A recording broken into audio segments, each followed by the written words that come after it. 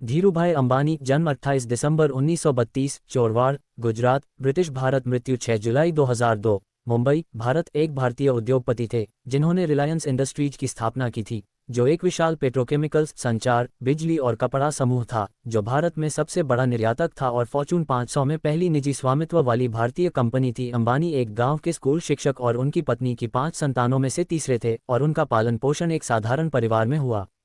17 साल की उम्र में वे अपने भाई के साथ रहने के लिए ब्रिटिश उपनिवेश अदन चले गए।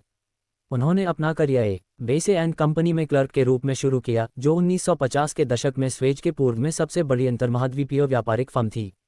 वहां उन्होंने व्यापार, लेखा और अन्य व्यावसायिक कौशल सीखे। 1958 में अंबानी भारत लौट आए और बॉम्बे, अब मुंबई में बस गए। अंबानी ने 1950 के दशक के अंत में मसालों का व्यापार शुरू किया और अपने नवजात उद्यम को रिलायंस कमर्शियल कॉर्पोरेशन। उन्होंने जल्द ही अन्य कमोडिटीज़ के क्षेत्र में भी विस्तार किया, उच्च गुणवत्ता वाले उत्पाद पेश करने और अपने प्रतिस्पर्धियों की तुलना में कम मुनाफा स्वीकार करने की रणनीति अपनाई। उनका व्यवसाय तेजी से बढ़ा, ये तय करने के बाद कि कॉर्पोरेशन कमोडिटीज़ के क्षेत्र में अपनी पूरी क्षमता तक पहुंच चुका है। अंबानी ने अपना ध्यान सिंथेटिक टेक्सटाइल्स की ओर लगाया। उन्होंने 1966 में पहली रिलायंस टेक्सटाइल मिल खोलकर बैकवर्ड इंटीग्रेशन की दिशा में पहला कदम रखा।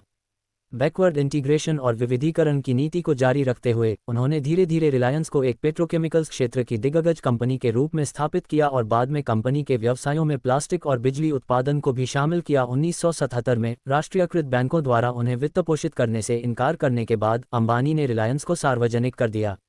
अस्थिर अर्थव्यवस्था और कमजोर सरकारी नियमों व नौकरशाही से निपटने में उनकी कुशलता के कारण उन पर राजनीतिक हेराफेरी, भ्रष्टाचार और प्रतिस्पर्धियों पर जानबूझकर छापे मारने के आरोप लगे, लेकिन रिलायंस में निवेशकों का विश्वास अडिग रहा, जिसकी एक वजह कंपनी द्वारा दिए जाने वाले आकर्षक लाभांश के साथ साथ संस्थापक का करिश्मा और दूरदर्शिता भी थी।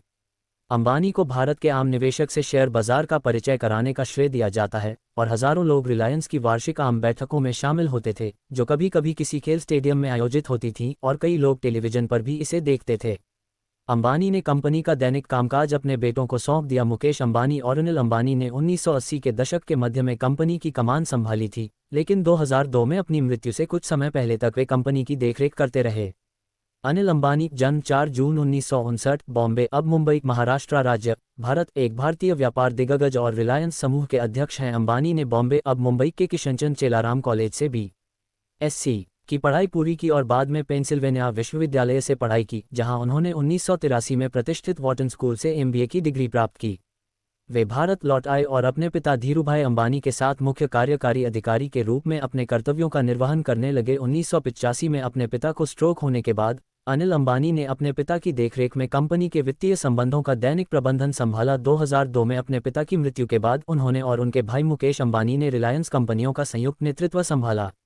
हालांकि नियंत्रण को लेकर भाइयों के बीच हुए विवाद के कारण उनकी मां कोकिलाबेन अंबानी ने 2005 में एक गैर प्रतिस्पर्धा समझौते के माध्यम से रिलायंस की संपत्तियों का बंटवारा कर दिया। मुकेश अंबानी ने रिलायंस इंडस्ट्रीज लिमिटेड और उसकी पारंपरिक इकाइयों का नियंत्रण अपने हाथ में ले लिया, जबकि अनिल अंबानी ने विभाजन के माध्यम से दूरसंचार, बिजली उत्पादन और वित्तीय सेवा इकाइयों का नियंत्रण हासिल कर लिया। 2010 में गैर प्रतिस्पर्धा समझौते में संशोधन के बाद दोनों भाइयों ने 2005 के बाद से अपने पहले बड़े सहयोगात्मक प्रयास में 2013 में अपनी कंपनियों के दूरसंचार नेटवर्क साझा करने पर सहमति व्यक्त की। राजनीतिक क्षेत्र में अनिल अंबानी 2004 में भारतीय विधानमंडल के ऊपरी सदन राज्यसभा में उत्तर प्रदेश राज्य का प्रतिनिधित्व करने के लिए चुने गए थे। सांसदों द्वारा लाभ के पदों पर आसीन होने के सार्वजनिक विवाद के बीच उन्होंने 2006 में इस्तीफा दे दिया था। इस विवाद के कारण कुछ ही दिन पहले भारतीय राष्ट्रीय कांग्रेस की नेता सोनिया गांधी को निचले सदन से इस्तीफा देना पड़ा था। हालांकि इस विवाद के बीच अंबानी पर किसी भी गलत काम का आरोप नहीं लगाया गया था, लेकिन उन्होंने अपने दृढ़ विचार का हवाला देते हुए कहा कि लोक सेवकों को विवाद की संभावना से मुक्त रहना चाहिए। मुकेश अंबानी, जन्म 19 अप्रैल 1957, अदन, यमन, एक भारतीय व्यवसायी हैं जो भारतीय समूह के अध्यक्ष और प्रबंध निदेशक के रूप में कार्य करते हैं।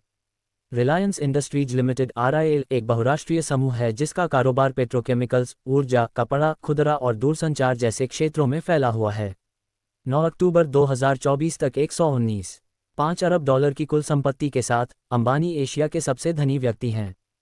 फोर्ब्स पत्रिका की 2021, 2022 और 2023 की अरबपतियों की वार्षिक सूची में उन्हें दुनिया के शीर्ष 10 सबसे धनी लोगों में स्थान दिया गया है। अंबानी प्रसिद्ध भारतीय उद्योगपति के 4 बच्चों में से एक हैं धीरूभाई अंबानी, जिन्होंने शुरुआत में यमन के अदन में एक गैस स्टेशन अटेंडेंट के रूप में काम किया था। अदन, जहां मुकेश अंबानी का जन्म हुआ था, में लगातार अस्थिर होते राजनीतिक माहौल के कारण परिवार 1958 में बॉम्बे अब मुंबई के बुलेश्वर मोहल्ले में स्थानांतरित हो गया, जहां वे एक सांप्रदायिक इमारत जिसमें आमतौर पर कम किराए वाले 2 कमरों वाले अपार्टमेंट होते हैं, में रहते थे।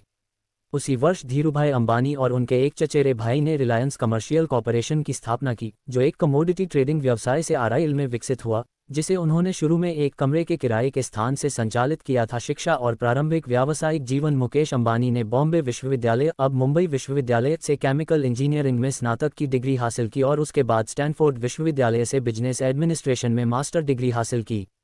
हालांकि उन्होंने 1981 में यह प्रोग्राम छोड़कर पारिवारिक व्यवसाय में शामिल हो गए, जहां उन्होंने कंपनी में विविधता लाने के लिए काम किया और संचार, बुनियादी ढांचा, petrochemicals, petroleum refining, polyester fibre और गैस व तेल उत्पादन सहित कई क्षेत्रों में काम किया। अंबानी बंधुओं के झगड़े। 2002 में धीरूभाई अंबानी की मृत्यु के बाद मुकेश अंबानी और उनके भाई अनिल अंबानी ने रिलायंस कंपनियों का संयुक्त नेतृत्व संभाला।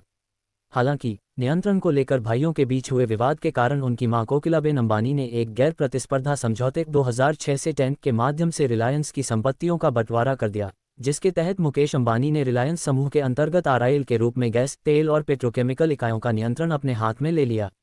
अनिल अंबानी ने दूरसंचार, बिजली उत्पादन और वित्तीय सेवाओं का नियंत्रण हासिल कर लिया। आरआईएल का विस्तार। मुकेश अंबानी को 1999 में गुजरात राज्य के जामनगर में दुनिया की सबसे बड़ी स्टार्टअप पेट्रोलियम रिफाइनरी शुरू करने का श्रेय दिया जाता है। साथ ही कई अत्याधुनिक विनिर्माण सुविधाओं के निर्माण में भी उन्होंने महत्वपूर्ण भूमिका निभाई, जिससे आरआईएल की उत्पादन क्षमता में उल्लेखनीय वृद्धि हुई। 2008 में पहली जामनगर रिफाइनरी के पास एक और रिफाइनरी जोड़ी गई। 2 साल पहले अंबानी ने रिलायंस रिटेल के विकास का नेतृत्व किया था, एक खुदरा नेटवर्क जिसमें भौतिक और ऑनलाइन दोनों स्टोर शामिल हैं, और रिलायंस का दावा है कि यह भारत का सबसे बड़ा खुदरा विक्रेता है। 2023 के वित्तीय वर्ष में रिलायंस रिटेल का ग्राहक आधार 249 मिलियन तक पहुंच गया। अंबानी की कई व्यावसायिक सफलताओं में शामिल है मुंबई इंडियंस, एक Indian Premier League IPL cricket team, जिसे 2008 में रिलायंस की एक सहायक कंपनी ने स्थापित किया था। महामारी से प्रभावित दुनिया में खाली स्टेडियमों के बावजूद 2020 में ब्रांड वैल्यू में वृद्धि करने वाली मुंबई इंडियंस एकमात्र आईपीएल टीम थी। इसने 2021, 2022 और 2023 में सबसे मूल्यवान आईपीएल ब्रांड के रूप में अपनी स्थिति बरकरार रखी। 2010 में मुकेश अंबानी और अनिल अंबानी के स्वामित्व वाले 2 रिलायंस समूहों ने 2006 में हस्ताक्षरित गैर प्रतिस्पर्धा समझौते को पारस्परिक रूप से रद्द कर दिया, और बाद में उसी दशक में मुकेश अंबानी ने रिलायंस इंडस्ट्रीज की एक सहायक कंपनी जियो प्लेटफॉर्म्स, दूरसंचार और ई-कॉमर्स के लिए समर्पित है। जियो ब्रांड ने 2016 में भारत में 4G ब्रॉडबैंड सेवा के लिए पहला राष्ट्रव्यापी नेटवर्क पेश किया था। अगस्त 2023 तक जियो का ग्राहक आधार 45 करोड़ को पार कर गया था और इसके 5G ग्राहकों की संख्या 5 करोड़ से ज्यादा थी। लगभग इसी समय अंबानी ने घोषणा की कि जियो 6G क्षमताएं विकसित करने वाली दुनिया की पहली कंपनियों में से एक होगी। फरवरी 2024 में अंबानी की रिलायंस इंडस्ट्रीज ने भारतीय मीडिया कंपनी वायकॉम 18 और अमेरिकी मनोरंजन दिग्गज डिज्नी के साथ एक समझौता किया, जिसके तहत $8.5 अरब मूल्य का एक संयुक्त उद्यम बनाया जाएगा, जो भारत की अग्रणी मीडिया कंपनियों में से एक बनेगा। इस संयुक्त उद्यम का उद्देश्य 75 करोड़ से ज्यादा दर्शकों को मनोरंजन और खेल कवरेज प्रदान करना है और इसके पास भारत में डिज्नी प्रोडक्शन के वितरण का विशेष अधिकार होगा। मुकेश अंबानी की पत्नी नीता अंबानी इस संयुक्त उद्यम की अध्यक्ष बनने वाली हैं। परिवार और निवास। मुकेश अंबानी की शादी नीता अंबानी से हुई है, जो एक शिक्षाविद, व्यवसाय और महिलाओं और बच्चों के अधिकारों की चैंपियन हैं। वह अंतर्राष्ट्रीय ओलंपिक समिति की सदस्य हैं, रिलायंस फाउंडेशन, आरआईएल की परोपकारी शाखा की संस्थापक और अध्यक्ष, और उच्च मूल्य वाली आईपीएल टीम मुंबई इंडियंस की प्रबंधक हैं। अरबपति दंपति एंटीलिया में रहता है, जो दक्षिण मुंबई के अल्टामाउंट रोड पर स्थित उनका आलीशान घर है, जो दुनिया के सबसे महंगे परतों में से एक है। वास्तव में एंटीलिया दुनिया के सबसे महंगे घरों में से एक है। इस आलीशान 400,000 वर्ग फुट 37,000 वर्ग मीटर के निवास में 27 मंजिलें, एक मंदिर, एक सैलून, एक निजी मूवी थिएटर, एक गराज है जो 168 कारों, एक कार सर्विस स्टेशन और एक स्नो रूम को समायोजित कर सकता है। मुकेश और नीता अंबानी के 3 बच्चे हैं, जुड़वां बच्चे आकाश और ईशा, और एक छोटा बेटा अनंत। तीनों अंबानी बच्चे अगस्त 2023 में बोर्ड निदेशक के रूप में रिलायंस में शामिल हुए। आकाश अंबानी जियो इन्फोकॉम के प्रमुख हैं। ईशा अंबानी को रिलायंस रिटेल के नए प्रारूपों और क्षेत्रों में विस्तार करने का काम सौंपा गया है, और अनंत अंबानी रिलायंस समूह के ऊर्जा और सामग्री व्यवसायों का नेतृत्व कर रहे हैं, जिससे रिलायंस को 2035 तक नेट जीरो कार्बन कंपनी बनने की राह पर मदद मिल रही है। जुलाई 2024 में अनंत अंबानी की अपने पिता वीरेन मर्चेंट की एनकोर हेल्थकेयर की बोर्ड निदेशक राधिका मर्चेंट से शादी और मार्च की शुरुआत में शुरू हुए शादी से पहले के उत्सवों ने भारत में सुर्खियां बटोरी। जामनगर में हुए शादी से पहले के समारोह में पॉप स्टार रिहाना ने प्रस्तुति दी। मार्च में हुए इस भव्य आयोजन के बाद जून में इटली से फ्रांस तक एक शानदार क्रूज यात्रा का आयोजन किया गया। यह एक भव्य आयोजन था जिसमें बॉलीवुड और क्रिकेट जगत की मशहूर हस्तियों के अलावा पॉप गायिका कैटी पेरी और 1990 के दशक के लोकप्रिय बॉय बैंड बैकस्ट्रीट बॉयज ने भी अपनी प्रस्तुतियां दी। जून में हुए क्रूज और 12 जुलाई के सप्ताहांत में होने वाली शादी के बीच अंबानी परिवार ने मुंबई में कनाडाई गायक जस्टिन बीबर का एक कार्यक्रम आयोजित किया। इस शादी में ब्रिटेन के पूर्व प्रधानमंत्री बोरिस जॉनसन, भारतीय अभिनेत्री प्रियंका चोपड़ा जोनास और उनके संगीतकार पति निक जोनास, अमेरिकी टेलीविजन हस्ती किम कार्दशियन और भारतीय प्रधानमंत्री नरेंद्र मोदी जैसे दिग्गजों के शामिल होने की उम्मीद है। अन्य उपलब्धियां मुकेश अंबानी को 2006 में भारत आर्थिक शिखर सम्मेलन की सह अध्यक्षता के लिए चुना गया था। विश्व आर्थिक मंच WEF दुनिया के कुछ प्रमुख व्यापारिक नेताओं, राजनेताओं, नीति निर्माताओं, विद्वानों, परोपकारियों, ट्रेड यूनियनवादियों और गैर सरकारी संगठनों के प्रतिनिधियों से बना एक अंतर्राष्ट्रीय संगठन है जो वैश्विक वाणिज्य, आर्थिक विकास, राजनीतिक चिंताओं और महत्वपूर्ण सामाजिक मुद्दों पर चर्चा करने के लिए प्रतिवर्ष एकत्रित होता है। 2010 में उन्हें WEF फाउंडेशन बोर्ड के सदस्य के रूप में चुना गया। अंबानी को लगातार 2 वर्षों 2023 और 2024 के लिए ब्रांड फाइनेंस द्वारा जारी ब्रांड गार्जियनशिप इंडेक्स में भारतीय CEO में नंबर 1 और वैश्विक स्तर पर नंबर 2 का दर्जा दिया गया। उन्होंने इंडिया टुडे की the high and mighty 2023 50 power people सूची में भी शीर्ष स्थान हासिल किया।